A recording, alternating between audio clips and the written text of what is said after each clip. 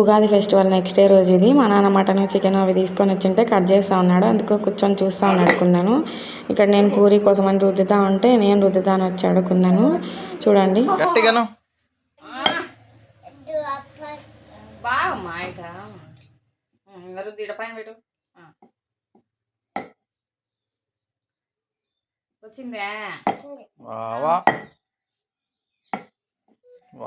వాడిచ్చాడు ఇప్పుడు నీకు రుద్దడానికి.